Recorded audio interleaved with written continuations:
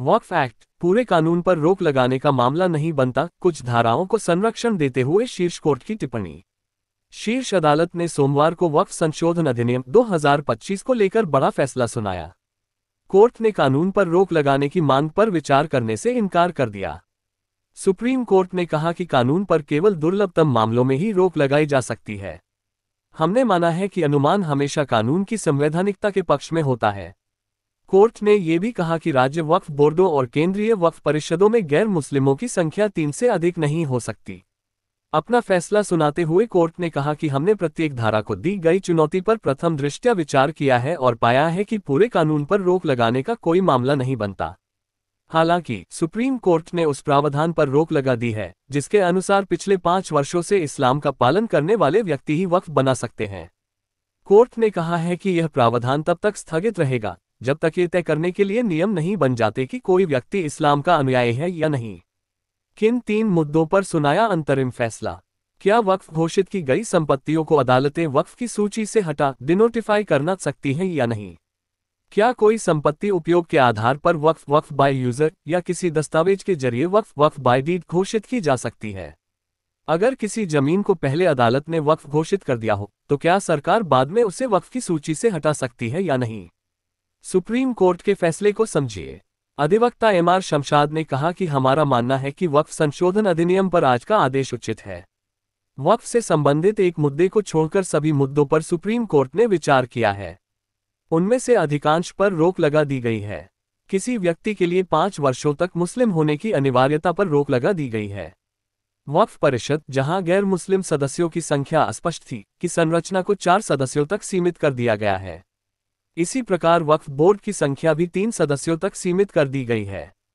जहां तक कलेक्टर की शक्ति का प्रश्न है, सरकार द्वारा उत्पन्न विवादों के लंबित रहने के दौरान कलेक्टर राजस्व रिकॉर्ड में ये प्रविष्टि दर्ज करेगा कि यह वक्फ संपत्ति नहीं है जब तक कि उपयुक्त प्राधिकारी या न्यायिक मंच द्वारा इसका निर्णय नहीं हो जाता।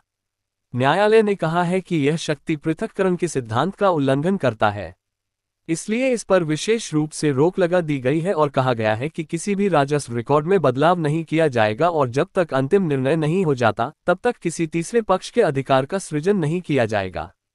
इसलिए ये अंतरिम आदेश है। यह एक अच्छा आदेश है।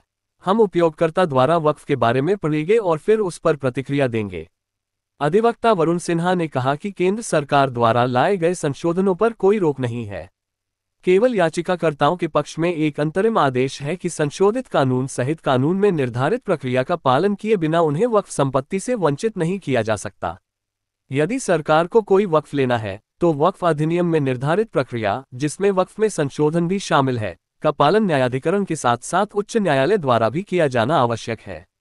इसलिए न्यायाधिकरण के निर्णय के बाद वह आदेश भी प्रभावी हो सकता है। जो वक्फ पंजीकृत नहीं है उन्हें वक्फ संपत्ति नहीं माना जाएगा। जिन लोगों ने 5 साल तक इस्लाम का पालन नहीं किया है वे वक्फ नहीं बना सकते, उस प्रावधान पर रोक लगा दी गई है। अधिवक्ता अनस तनवीर वक्फ अधिनियम को चुनौती देने वाली याचिका दायर करने वाले याचिकाकर्ता ने कहा कि सर्वोच्च न्यायालय ने पहली नज़र में पाया है कि कुछ प्रावधानों पर रोक लगाने का प्रथम दृष्टया मामला बनता है। उन्होंने सभी प्रावधानों पर रोक नहीं लगाई है। कुछ प्रावधानों पर रोक लगा दी गई है, जैसे कि वह प्रावधान जिसमें कहा गया था कि आपको 5 साल तक मुस्लिम होना चाहिए, पर रोक लगा दी गई है क्योंकि यह निर्धारित करने के लिए कोई तंत्र नहीं है कि कोई व्यक्ति 5 साल तक मुस्लिम रहा है या नहीं। जहां तक गैर मुस्लिम सदस्यों का संबंध है तो अदालत ने कहा है कि वक्फ बोर्ड में ये धारा 9 में 3 से अधिक और 4 से अधिक नहीं हो सकता है और पंजीकरण पर अदालत ने स्पष्ट रूप से समय सीमा बढ़ा दी है, लेकिन प्रावधान पर रोक नहीं लगाई है। 22 मई को सुरक्षित रख लिया था फैसला। सभी मुद्दे वक्फ संशोधन अधिनियम 2025 की वैधता को चुनौती देने वाली याचिकाओं पर सुनवाई के दौरान उठे थे। Chief justice CJI BR Gavai की अध्यक्षता वाली बेंच ने 22 मई को इन तीनों पर दोनों पक्षों की दलीलों को सुना था, जिसके बाद अंतरिम आदेश सुरक्षित रख लिया गया था। सरकार ने वक्फ कानून का किया था बचाव। केंद्र सरकार ने इस कानून का मजबूती से बचाव किया था। सरकार का कहना है कि वक्फ अपने आप में एक धर्मनिरपेक्ष व्यवस्था है, इसलिए इसे रोका नहीं जा सकता क्योंकि जो कानून संसद से पास होता है उसे संविधान सम्मत माना जाता है। सरकार ने यह भी कहा कि भले ही वक्फ एक इस्लामी अवधारणा है, लेकिन यह इस्लाम का कोई अनिवार्य हिस्सा नहीं है। 25 अप्रैल को केंद्रीय अल्पसंख्यक मामलों के मंत्रालय ने वक्फ संशोधन अधिनियम 2025 का बचाव करते हुए सुप्रीम कोर्ट में 1332 पन्नों का प्रारंभिक हलफनामा दाखिल किया। इस हलफनामे में अदालत से अनुरोध किया गया कि वह इस कानून पर रोक न लगाए, क्योंकि यह कानून संसद ने पारित किया है और इसे संविधान सम्मत माना जाना चाहिए। याचिकाकर्ताओं की दलील। याचिकाकर्ताओं की ओर से वरिष्ठ वकील कपिल सिब्बल कोर्ट में पेश हुए थे। उन्होंने कहा था कि यह अधिनियम ऐतिहासिक कानूनों और संवैधानिक सिद्धांतों से पूरी तरह अलग है और इसका मकसद वक्फ की संपत्ति पर गैर कानूनी तरीके से नियंत्रण करना है। 5 अप्रैल को राष्ट्रपति ने दी थी मंजूरी।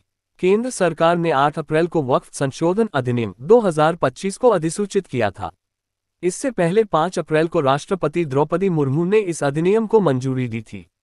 लोकसभा और राज्यसभा ने क्रमशः 3 और 4 अप्रैल को वक्फ संशोधन विधेयक 2025 को पारित किया था। जब कानून संसद में बनता है तो उसे खारिज नहीं किया जा सकता, रिजिजू बोले। इसी पर लगी सुप्रीम मुहर। केंद्रीय मंत्री किरेन रिजिजू ने वक्फ संशोधन अधिनियम 2025 को लेकर सुप्रीम कोर्ट के अंतरिम आदेश का स्वागत किया। उन्होंने कहा कि कोर्ट ने एक तरह से भारत की संसद के फैसले को बरकरार रखा है। उन्होंने ये भी कहा कि जब कोई कानून संसद में बनाया जाता है तो उसे खारिज नहीं किया जा सकता। इसी बात पर आज सुप्रीम कोर्ट ने मुहर लगाई है। कोर्ट के आदेश पर रिजिजू ने कहा, वक्फ संशोधन अधिनियम पर पूरी सुनवाई के बाद आज सुप्रीम कोर्ट की ओर से दिए गए आदेश का मैं स्वागत करता हूं। सुप्रीम कोर्ट पूरे विषय से वाकिफ है। मामले को बहुत विस्तार से प्रस्तुत किया गया। सरकार की ओर से हमारे सॉलिसिटर जनरल ने सुप्रीम कोर्ट में अधिनियम के प्रावधानों और उसकी मंशा और सरकार की सोच को विस्तार से प्रस्तुत किया है। मेरा मानना है कि सुप्रीम कोर्ट की बेंच ने जो भी फैसला दिया है वह हमारे लोकतंत्र के लिए बहुत अच्छा संकेत है, क्योंकि जब कोई भी कानून संसद में बनता है तो उसे खारिज नहीं किया जा सकता और इसी बात पर आज सुप्रीम कोर्ट ने मुहर लगाई है।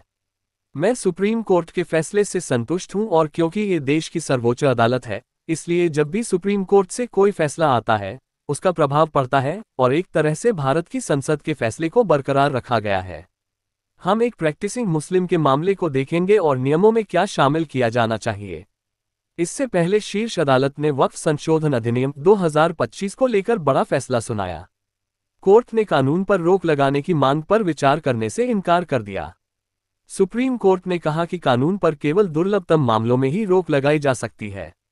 हमने माना है कि अनुमान हमेशा कानून की संवैधानिकता के पक्ष में होता है। कोर्ट ने यह भी कहा कि राज्य वक्फ बोर्डों और केंद्रीय वक्फ परिषदों में गैर मुस्लिमों की संख्या 3 से अधिक नहीं हो सकती। इसके साथ ही सुप्रीम कोर्ट ने उस प्रावधान पर रोक लगा दी है जिसके अनुसार पिछले 5 वर्षों से इस्लाम का पालन करने वाले व्यक्ति ही वक्फ बना सकते हैं। कोर्ट ने कहा है कि यह प्रावधान तब तक स्थगित रहेगा जब तक ये तय करने के लिए नियम नहीं बन जाते कि कोई व्यक्ति इस्लाम का अनुयायी है या नहीं।